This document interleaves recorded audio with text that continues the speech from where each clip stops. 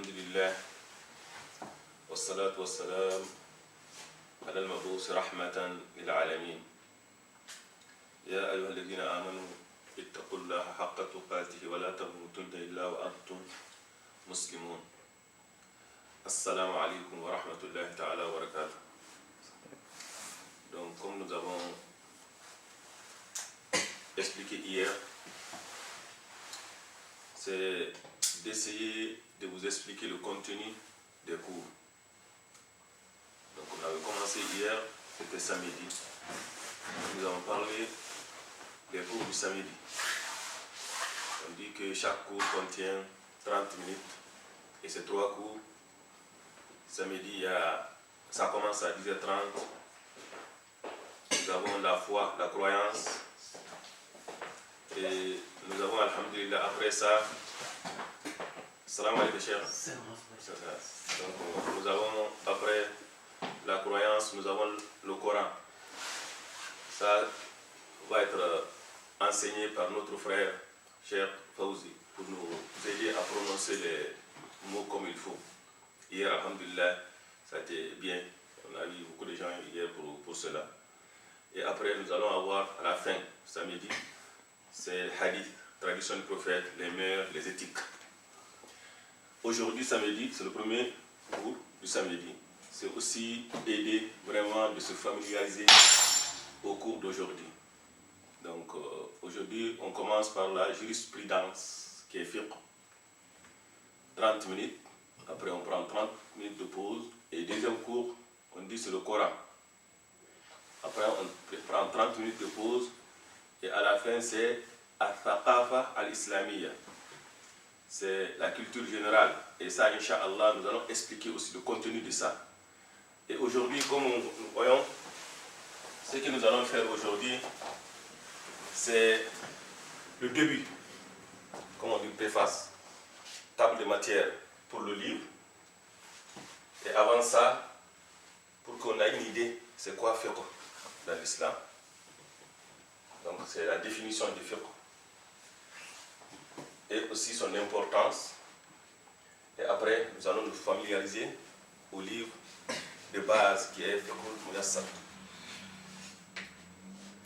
En islam ou dans la science religieuse, al-fiqh a un sens terminologique qu'on appelle al-lughawi. Et ça veut dire, quand on dit faqiha, la compréhension. Dans le Coran, il dit Ya Shu'aib, ma nafqa kathiran mimma taqul. Il dit nous ne comprenions pas grande chose à ce que tu dis. Donc ils ont employé, il a employé le mot de jurisprudence à la base qui est al-fiqh, veut dire que nous ne comprenons pas. Donc celui qui n'a pas le fiqh, il n'a pas la compréhension. Celui qui a le fiqh, il a la compréhension. Donc comprendre une chose, c'est ça notre démarche. C'est très important de connaître le sens linguistique du mot. Ça va nous permettre vraiment d'avoir une idée, qu'est-ce qui nous attend et qu'est-ce que nous devrons faire. Donc ça c'est un. Et deuxième aussi, c'est l'acquisition du savoir même. Dieu l'a employé ainsi dans le Coran. لولا نفر من كل فرقة منهم طائفة يتفقهوا في الدين ولينذروا قومهم إذا رجعوا إليهم. Si seulement un groupe de gens de chaque clan, se détachait pour rechercher le savoir afin d'enseigner les autres. Donc, comme on l'avait dit hier, qu'au temps du prophète sallallahu alayhi wa sallam, les sahaba prenaient le relais. Il y a un groupe, comme des voisins par exemple, Omar il avait son voisin passe un jour au prophète sallallahu alayhi wa sallam pour écouter les enseignements. Lui aussi le lendemain, il rapporte ce qu'il a entendu. Donc le Coran dit, à ce moment c'était l'expédition, que tout le monde ne devrait pas aller à l'expédition. Non, chaque clan doit avoir une personne ou quelques personnes qui vont se consacrer seulement à l'acquisition du savoir, pour te dire l'importance du savoir en islam. Leur rôle c'est quoi? C'est d'informer les autres, les avertir des enseignements du prophète sallallahu alayhi wa sallam et de l'absence. Ou de nos jours, quand on a un groupe, dans la communauté, il devrait y avoir des gens qui se spécialisent dans le savoir religieux afin d'enseigner les autres. Ça veut dire ça. Donc, c'est cette démarche de l'acquisition du savoir veut dire al-fiqh. Al-fiqh. Al-fiqh veut dire aussi lucidité, l'intelligence, al-fitna, le pas en arabe. Donc, ça, c'est vraiment l'intelligence. Ce qui veut dire que l'acquisition du savoir, la démarche de l'acquisition du savoir, et connaître une chose, comprendre une chose, avec intelligence et lucidité, ce qui veut dire fiqh, en linguistique. Donc, alhamdulillah, on a une idée, qu'est-ce que ça veut dire dans la langue arabe, al-fiqh. Maintenant, il y a le terme définition théologique, juridique. Et ça, on peut le partager aussi en deux, qu'on appelle al-istilah, al-ta'rif al-istilahi, al-ta'rif al-shar'i. Il y a une définition qui est propre aux sciences, aux hommes de la science de 7 domaines qu'ils ont définis. Il y a une définition aussi liée à la charia. Ça, c'est très important. La première définition, il dit al-ilm bil-ahkam al-shari'iyya al-amaliyya al-muktasaba min adillatiha al-tafsiliyya. On va vraiment expliquer mot et mot cette définition. Parce que notre but, c'est que vraiment qu'on se familiarise, qu'on connaît en profondeur qu'est-ce qu'est la fiqh, qu'est-ce que c'est la jurisprudence en islam. Donc on peut prendre le livre, lire, non, c'est pas ça, c'est vraiment, quand vous êtes là aujourd'hui, c'est d'avoir une idée de votre religion, connaître votre religion, et ça c'est très important. Donc il dit, al-ilm, c'est la connaissance, bil-ahkam al-shari'iyya, des règles juridiques religieuses, al-amaliyya, concernant les actes, al-muktasaba, acquises, min adillatiha tafsiliya, sur la base des preuves exposées en détail. La connaissance des règles juridiques, religieuses, okay, qui acquises, concernant les actes, acquises sur la base des preuves exposées en détail. Quand il dit connaissance, ici al-ilm, le savoir, c'est des savoirs basés sur des preuves. Donc ce n'est pas des conjectures. J'ai pensé, j'ai imaginé, non. Ce n'est pas une science. Donc il parle vraiment d'une science qui est basée sur des preuves. Donc la personne qui observe la nature, il nous rapporte une science comme la science nature, par exemple l'ingénierie ou mathématiques ou d'autres choses, ne fait pas partir de ça parce qu'il dit bil ahkami ash-shari'iyya, des règles juridiques religieuses. Ce qui n'est pas religieux n'en fait pas partir. Donc ici, ça concerne des règles juridiques. Et ces règles juridiques, je le savais, la vie. Quel est le statut de ça? Quel est l'avis juridique de ça? C'est-à-dire, je vais faire quelque chose, il y a cette nourriture. Non, c'est haram. C'est halal. Donc, l'avis juridique, c'est ça. Ok. Est-ce que si je mets feu là-dessus, si je prends l'essence, je mets feu, ça va prendre feu? Ça ne fait pas partie parce que c'est pas. Est-ce que cet acte-là est licite ou pas licite? C'est là où vraiment, c'est son domaine. Donc, c'est la connaissance des règles juridiques, religieuses, concernant les actes. On avait parlé que hier, on commence par la foi. Cela ne fait pas partir. Aussi, on dit, ici ça c'est très important, les actes acquises. Acquises ici veut dire que les démarches ou l'effort dit de réflexion, ce qu'on appelle en islam al-ijtihad. Le prophète sallallahu alayhi wa sallam a une connaissance. Cette connaissance, c'est Jibril qui l'a enseigné. Est-ce que ça fait partie de fiqh? Non, parce qu'il n'a fait aucun effort. Ça a été transmis par Jibril comme ça. Il concerne la science, laquelle on a fait d'efforts pour atteindre notre objectif. Donc, donc on appelle ijtihad. C'est très important. Donc, c'est l'effort des savants religieux. C'est la conclusion des savants religieux. Donc, il est très différent ici. C'est pour cela qu'on pourrait vraiment amener notre terme à côté pour mieux comprendre qu'on appelle la sharia. La sharia. La sharia, c'est les règles religieuses ou la religion tout entière même. Il est différent de ceci. Car sharia, ça veut dire quoi? C'est des décrets divins. Des décrets divins, ça a été révélé par Allah. Ce n'est pas dû de notre effort. Donc, il ne contient pas, il ne peut pas contenir une erreur. Il est intact. Quant à ces règles-là, il concerne tout. Al-ibadat, les actes rituels, l'adoration rituelle. Il concerne aussi al-mu'amalat, les actes profanes. Il concerne aussi les mœurs. Il concerne la croyance, aqidah, il concerne tout. Ça, il n'y a pas de discussion là au-dessus. Il est éminent de qui? De tout, qui connaît tout, omniscient. C'est Allah. Ça, il est sacré. Quant à fiqh, c'est l'effort de qui? Des savants religieux. C'est leur conclusion. C'est leur compréhension de ce charia. C'est ça le fiqh. C'est leur interprétation de ce charia. C'est ça. Donc on dit al-adilla at-tafsiliya sur les bases de preuves exposées d'une façon détaillée. D'une façon détaillée. C'est là nous faire sortir un peu d'un autre terme qu'on appelle usul al-fiqh. Plus tard, ça c'est un élément un peu avancé qu'on peut enseigner, Inch'Allah, plus tard, usul al-fiqh. Ça c'est il prend des preuves globales. Lui c'est détaillé. Il va en détailler. Usul al-fiqh, c'est les démarches qu'on suit pour arriver à fiqh. Le savant religieux, il fait des efforts pour interpréter un tel acte. Il se base sur quelle preuve, sur quel principe pour interpréter cet acte, ce qu'on appelle usul al-fiqh. Par exemple, on dit que la prière est quoi? Il est obligatoire. Comment tu peux savoir qu'il est obligatoire? C'est comment là, les démarches de le faire, c'est aqimus salata.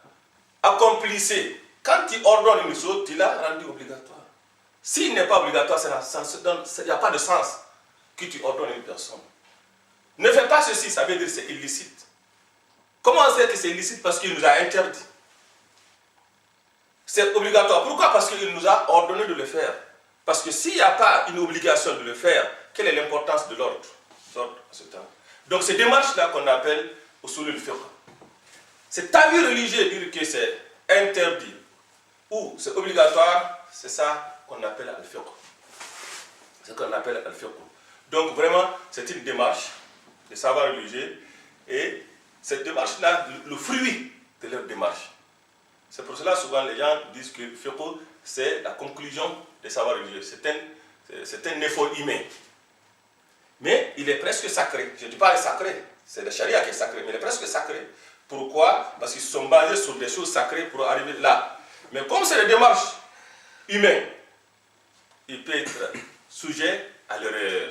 C'est pour cela, et ça c'est très important de le comprendre, pourquoi c'est le but de notre cours, que vous allez trouver qu'on va des cas, Maliki dit ceci, Shafi'i dit ceci. Pourquoi cette divergence? Cette divergence, c'est la démarche que l'un et l'autre a suivie. Et qu'est-ce qu'il a pris en considération? Quelle preuve il a pris en considération? Quelle preuve il n'a pas pris en considération? Donc c'est tout ça. Parce que les preuves qu'il prend en considération, c'est le Coran, qui est référence, et As-Sunnah, qui est référence, et aussi Al-Qiyas, aussi Al-Ijma. Il y a tas de choses, des tas d'éléments de preuves qu'il prend en considération. Et l'autre valorise ce preuve plus que l'autre. Deux preuves là, ils sont unanimes là au-dessus, c'est le Coran et la Sunna. Les autres, l'autre dit non, je ne prends pas là. Donc, ça avec tout cela. Donc, ce qui fait qu'il y a une divergence chez les savants religieux en interprétant, en émettant un avis religieux concernant tel acte de croyants, donc de fidèles. Donc c'est ça, c'est vraiment la définition. Comme on vient de dire tout de suite, que c'est une science qui concerne quoi? nos actes d'adoration. Et Dieu nous a créés que pour l'adorer. On dit en arabe, tout ce qui nous incombe à faire, tout ce qu'il faut pour atteindre cet objectif, il devient obligatoire. Il devient obligatoire. Donc il est obligatoire à tout infidèle d'acquiser, de faire des démarches, de savoir les règles qu'il faut concernant les actes qui lui a été prescrits par Allah. Dieu t'a dit de faire la prière. La prière est obligatoire. Connaître la prière devient obligatoire. Ici, on ne parle pas seulement, tu viens, ok, tu dis Allah, non. Il faut que tu connaisses les détails. Les détails.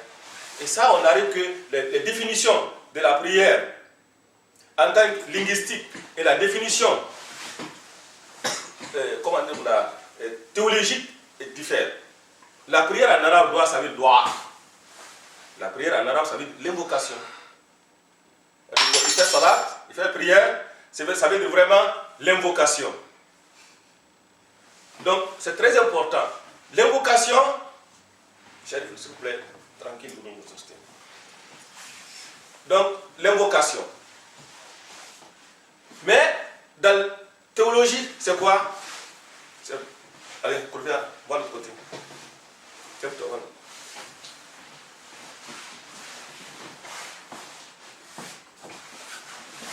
La prière,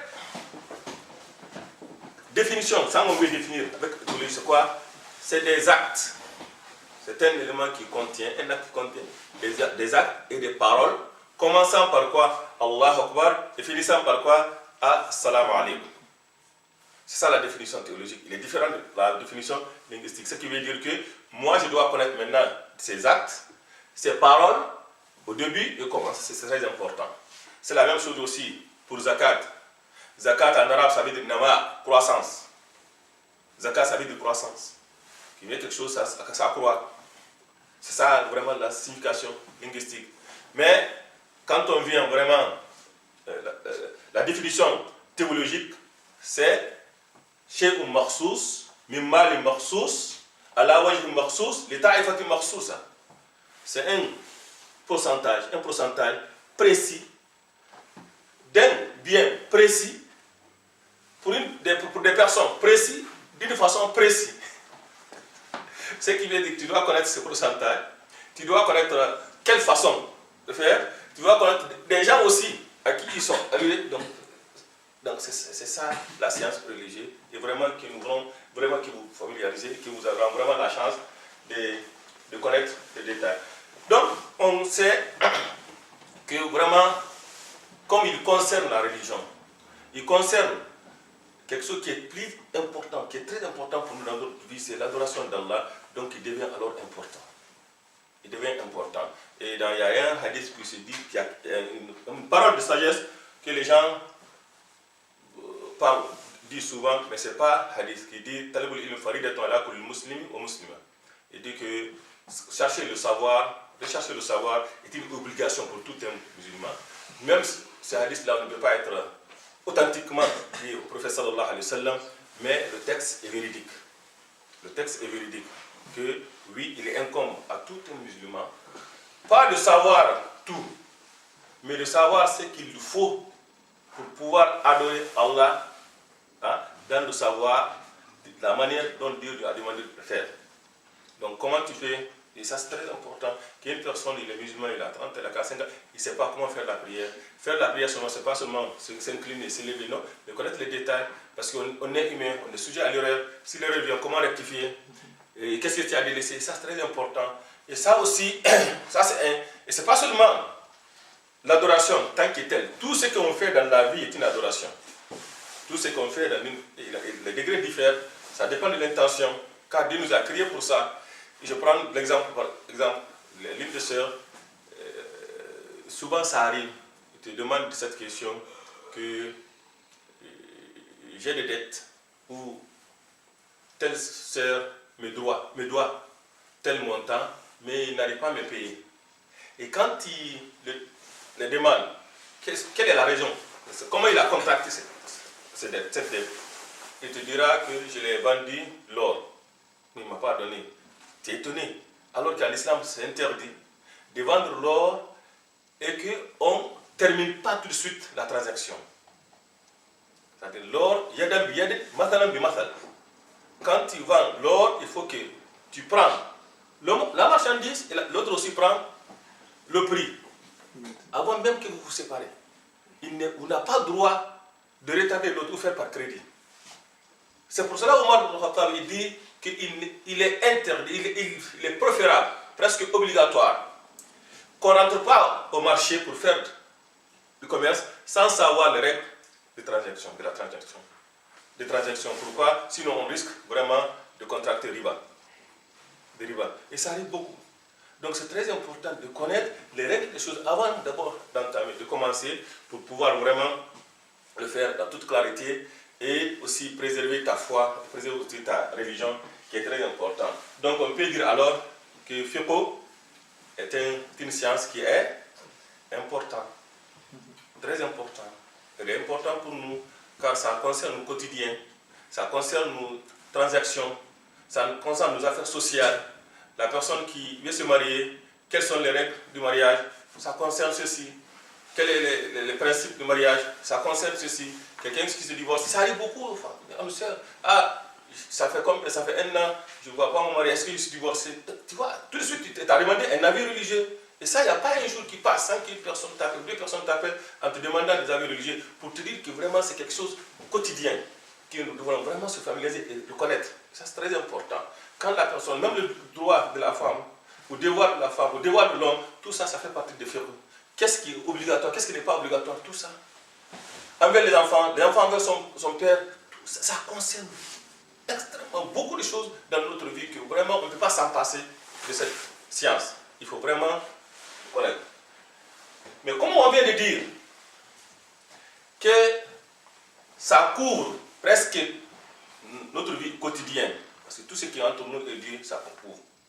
C'est l'interprétation des décrets divins. C'est la compréhension avec intelligence et lucidité de ces décrets. C'est ça le fiqh. Pour pouvoir vraiment connaître qu'est-ce qui est obligatoire, qu'est-ce qui est interdit, qu'est-ce qui est recommandé, qu'est-ce qui n'est pas recommandé. Et ça c'est un. Et deuxièmement, on a dit aussi que les savoirs religieux, c'est un effort humain. Tout ce qui est humain, il y a divergence. Comme c'est quelque chose qui est important, et aussi cet effort humain, on peut avoir vraiment beaucoup de tendances. Pour ça, vous avez Maliki, Shafi'i, des choses comme ça. Mais la base, non, il ne diffère pas. La base, c'est la même. Vraiment, c'est des petits détails que ça diffère.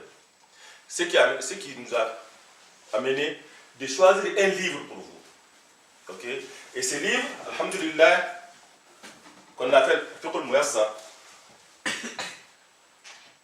Et ce livre,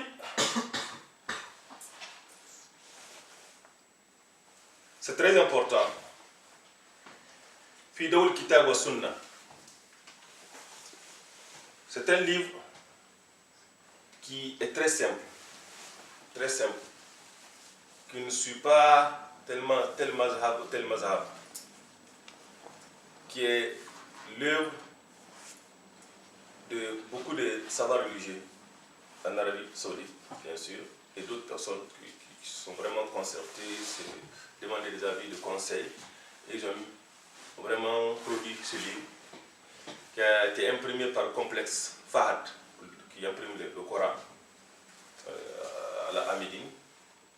Et ce livre, qu'est-ce qu'il a fait? Il n'a pas mentionné ici les détails dont on n'a pas besoin. Il a laissé ça, c'est pour vraiment les spécialistes. Nous, on n'a pas besoin, donc il n'a pas mentionné. Donc il a parlé de quoi? De quelque chose vraiment tout ce que nous avons besoin vraiment est ici. Et c'est facile. Ça veut dire facile, il a simplifié. Donc les divergences détaillées, il n'est pas rentré là-dedans. Et il a essayé de prendre la voie médiane. Ça veut dire que vraiment il se basait sur Sunna, Coran et Sunna.